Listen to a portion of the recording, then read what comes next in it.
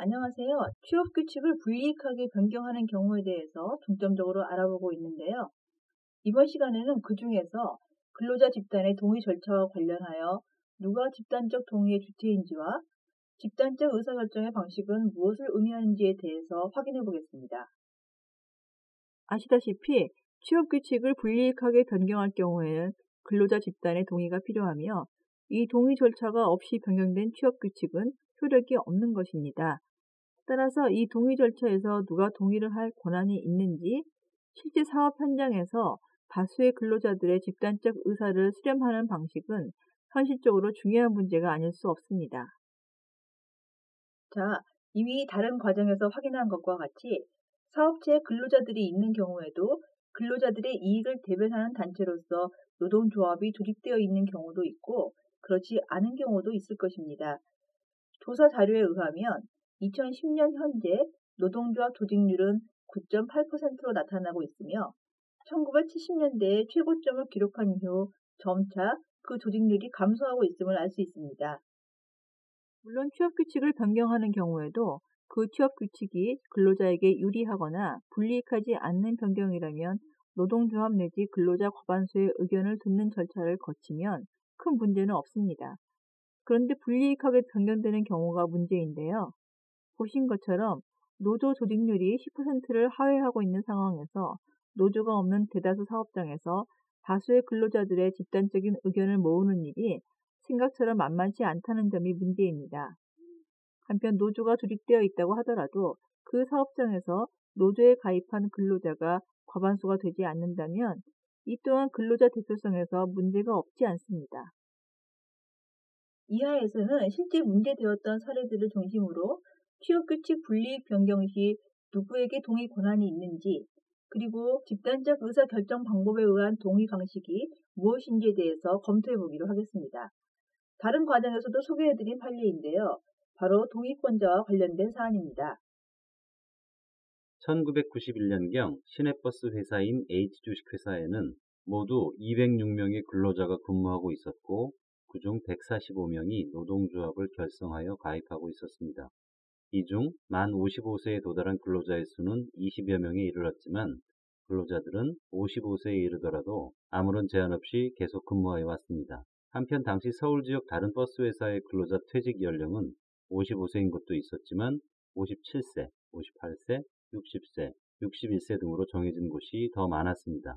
그런데 H주식회사는 1991년 6월경 노사협의회를 개최하여 취업규칙에 종사원의 정년퇴직 연령 제한이라는 제목으로 종사원의 정년퇴직 연령은 만 55세가 되는 다음 날로 한다. 단, 재직 시 근무 성적이 우수하며 평소 타 근로자의 모범이 되고 사고 예방에 노력하였으며 회사의 명예를 고양시킨 경우에는 회사가 매년 심사하여 연장 근무할 수 있다. 라는 규정을 신설하였습니다.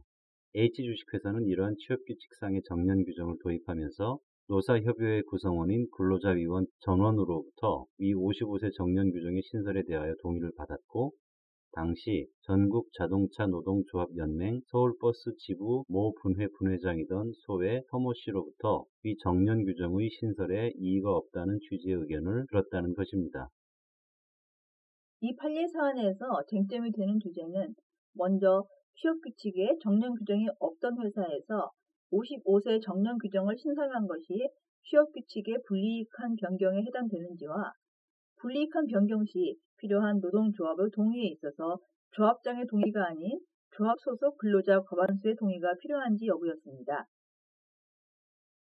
우선 55세 정년 신설이 취업규칙을 불이익하게 변경한 것인지에 대해 판례는 원고 회사의 근로자들은 정년제 규정이 신설되기 이전에는 만 55세를 넘더라도 아무런 제한 없이 계속 근무할 수 있었으나 위 정년 규정의 신설로 인하여 만 55세로 정년에 이르고 원고 회사의 심사에 의하여 일정한 경우에만 만 55세를 넘어서 근무할 수 있도록 되었으므로 위에서 본 바와 같은 사정을 참작한다고 하더라도 이와 같은 정년제 규정의 신설은 근로자가 가지고 있는 기득의 권리나 이익을 박탈하는 불이익한 근로 조건을 부과하는 것에 해당한다고 보아서 불이익한 변경이라고 판단하고 있습니다.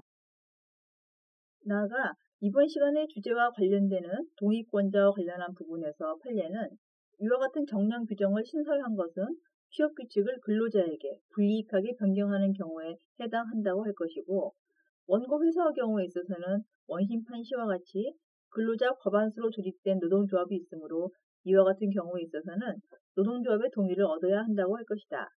그러나 이러한 경우에 있어서도 노동조합의 동의는 법령이나 단체 협약 또는 노동조합의 규약 등에 의하여 조합장의 대표권이 제한되었다고 볼 만한 특별한 사정이 없는 한 조합장이 노동조합을 대표하여 하면 되는 것이지, 노동조합 소속 근로자의 과반수의 동의를 얻어서 해야 하는 것은 아니다 라고 판단하였다는 점에 주목할 필요가 있습니다.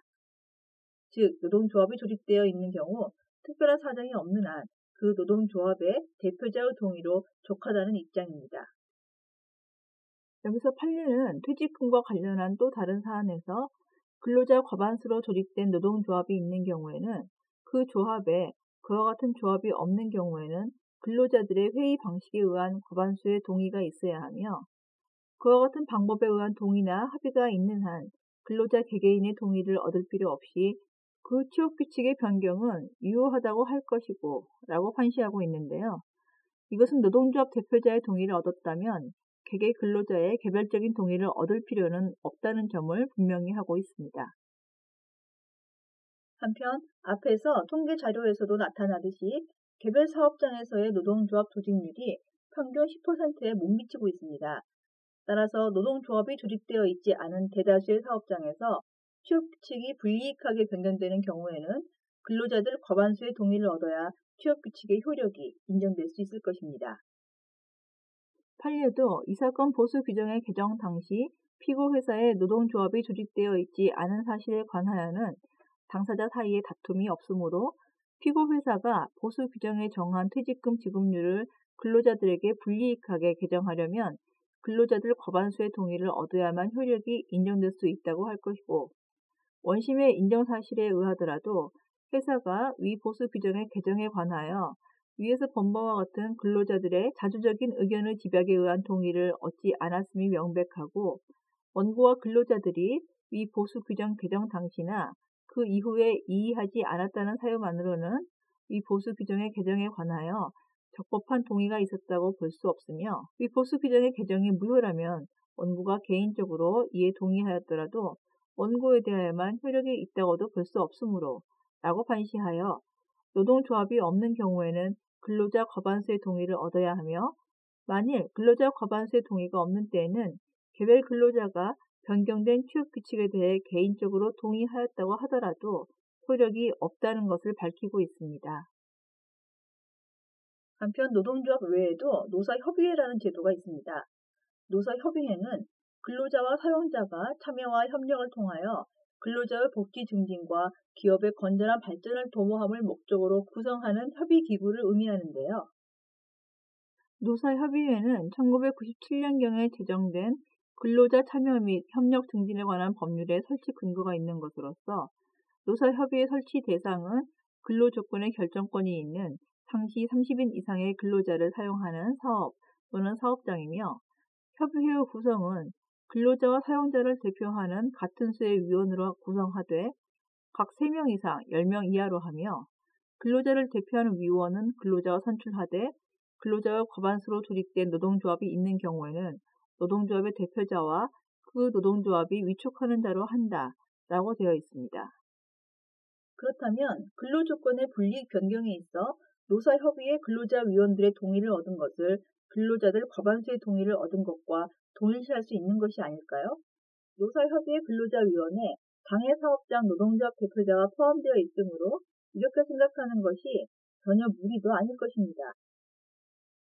그런데 이 문제에 대해 우리 판례는 노사협의회는 근로자와 사용자 쌍방이 이해와 협조를 통하여 노사 공동의 이익을 증진함으로써 산업 평화를 도모할 것을 목적으로 하는 제도로서 노동조합과 그 제도의 취지가 다르므로, 비록 회사가 근로조건에 관한 사항을 그 협의사항으로 규정하고 있다 하더라도 근로자들이 노사협의회를 구성하는 근로자위원들을 선출함에 있어 그들에게 근로조건을 불이익하게 변경함에 있어서 근로자들을 대신하여 동의를 할 권한까지 포괄적으로 위임한 것이라고 볼 수 없으며, 그 근로자위원들이 퇴직금 규정의 개정에 동의를 함에 있어서 사전에 그들이 대표하는 각 부서별로 근로자들의 의견을 집약 및 취합하여 그들의 의사표시를 대리하여 동의권을 행사했다고 볼 만한 자료도 없다면 근로자위원들의 동의를 얻은 것을 근로자들 과반수의 동의를 얻은 것과 동일시할 수 없다고 판시하고 있습니다.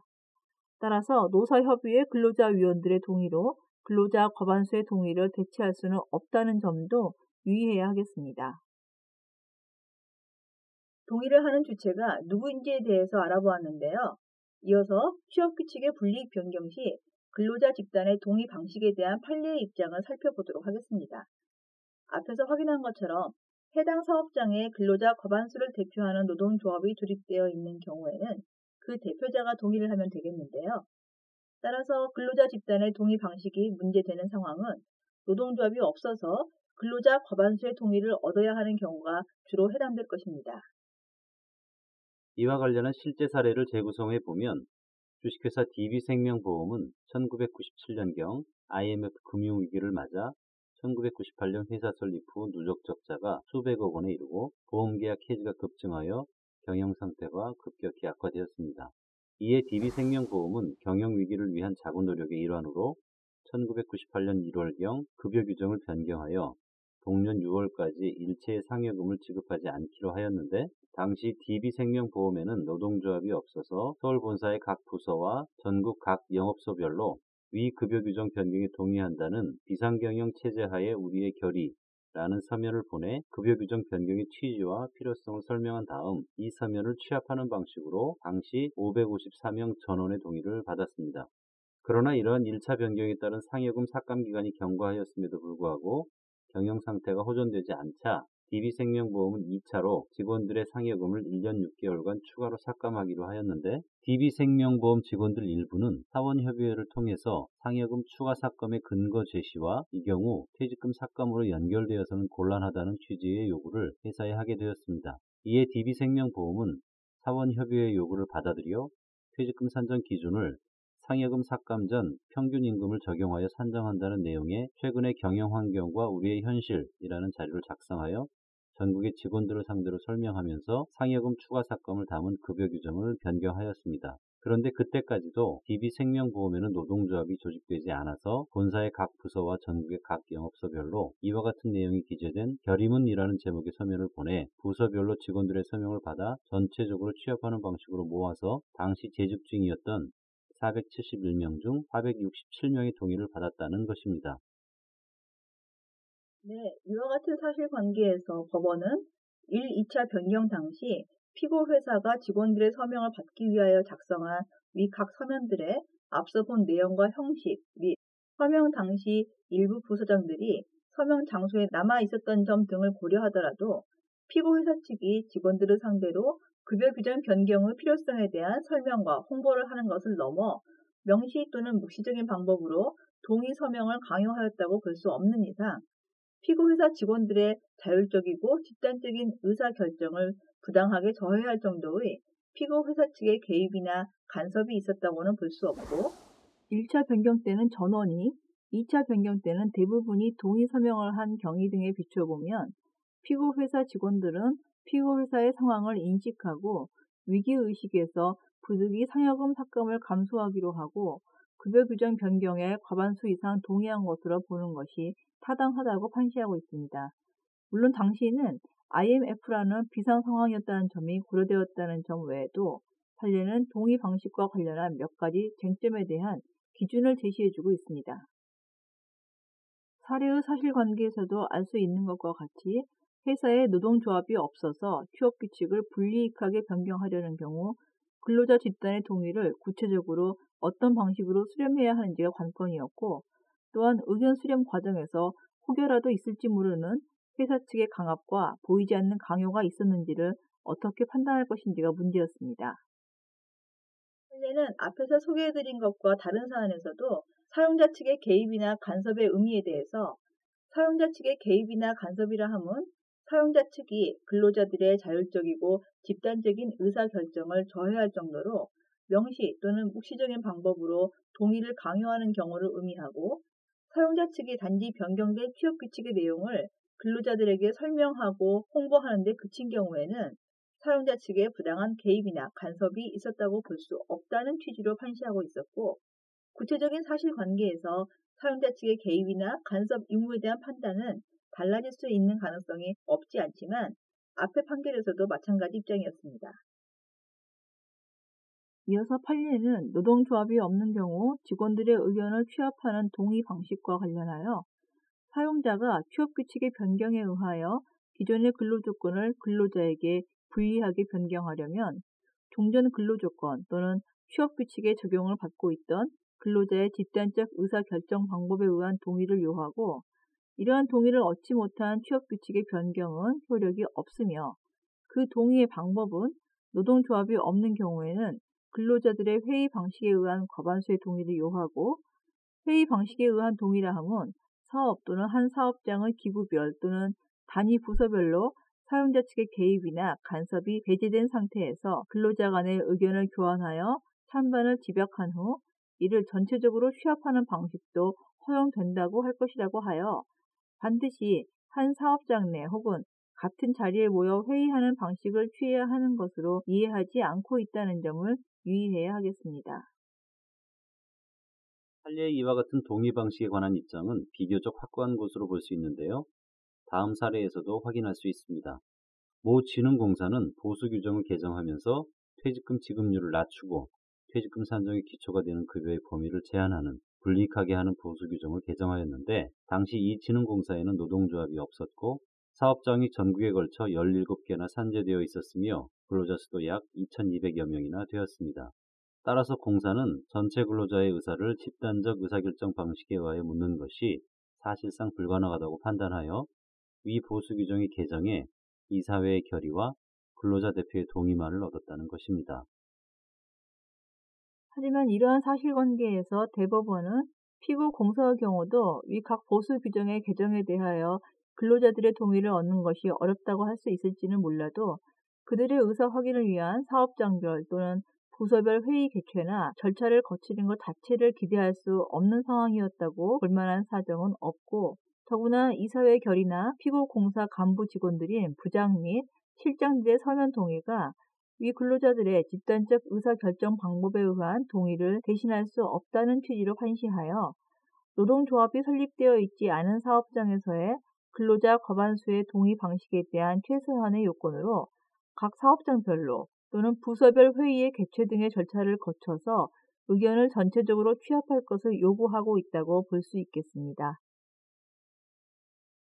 이상과 같이 취업규칙을 불이익하게 변경하는 경우에 판례가 요구하는 근로자 과반수의 동의를 얻는 동의 방식에 관한 입장을 확인하였습니다. 앞서 동의권자가 누구인지에 대해서도 보셨는데요. 기업의 입장에서도 또한 근로자들의 입장에서도 누가 동의를 해줄 것인지, 또 노동조합이 없는 경우 어떤 방식으로 의견을 수렴할 것인지는 매우 중요한 문제라고 할 것이기 때문에 신중하게 처리할 필요가 있다고 하겠습니다.